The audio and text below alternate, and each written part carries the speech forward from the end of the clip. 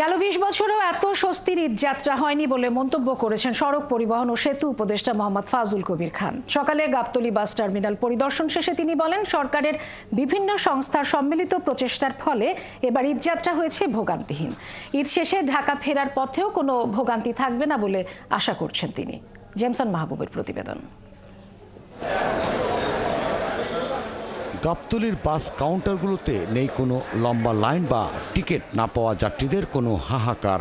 ঈদের আগের দিন অনেকটাই নিষ্প্রাণ গাবতলী টার্মিনাল। বিভিন্ন পরিবহনের কর্মীরা বলছেন, পদ্মা সেতু চালুর পর এমনিতেই এই টার্মিনালে কমে গেছে যাত্রী চাপ। পদ্মা সেতুর উপর দিয়ে উত্তর বা দক্ষিণাঞ্চলের বাসগুলো চলাচল করার কারণে যাত্রীদের বেশিরভাগই এখন সায়দাবাদ হয়ে গন্তব্যে যাচ্ছেন। তারপরও ঈদের সময় গাবতলীতে যে চাপ থাকে এবার সেটাও নেই, কারণ লম্বা ছুটিতে এবার আগেভাগেই ঢাকা ছাড়ার সুযোগ পেয়েছে নগরবাসী। যাত্রী যাও ছিল, কিন্তু ওই পদ্মা ব্রিজ জন্য সব যাত্রী ওখান দিয়ে চলে যাচ্ছে। লং ছুটির কারণে হয়তো ছিঁড়ে অনেক পথ অবলম্বন করে গেছে, কিন্তু আমরা পরিবহন মালিকরা ধরাস হই। যাত্রী চাপ না থাকার কারণে বাড়তি ভাড়া আদায়েরও সুযোগ ছিল না কাউন্টার কর্তৃপক্ষের। তারা বলছেন, বিআরটি এর নির্ধারিত হারেই নেওয়া হচ্ছে ভাড়া।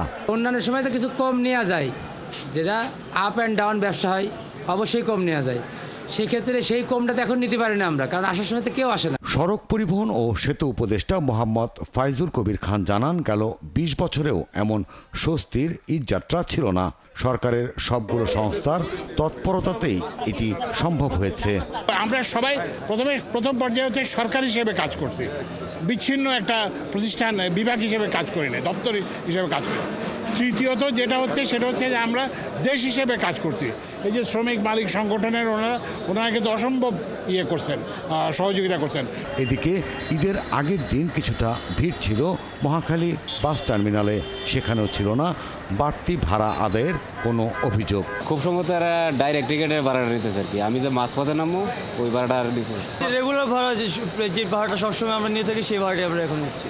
বাস মালিক সমিতির নেতারা বলছেন, যাত্রী সেবা নিশ্চিত করতে বিআরটি এর ভ্রাম্যমাণ আদালত আর ভোক্তা অধিকারের সাথে তারাও ছিল সড়কের নজরদারিতে। ঘটনা কিন্তু ঘটার চেষ্টা হচ্ছে, অনেক জায়গায় লক্ষ্য করবেন যে বেশি ভাড়া নেওয়ার প্রবণতা। আমরা ছুটে যাই এবং আমরা একজনের জন্য 10 জন নষ্ট হইতেছে, সেগুলি আমরা প্রতিহত করতেছি। কালকে এরকম অনেক ঘটনা ঘটছে, ফুলবাড়িয়াতে করছে, সায়দাবাদে করছে, আমরা সাদাবাদে প্রতিহত করছি। ঈদ শেষে ঢাকায় ফেরার পথেও এই স্বস্তি বজায় থাকবে বলে জানান সংশ্লিষ্টরা। জেমসন মাহবুব, ৭১, ঢাকা।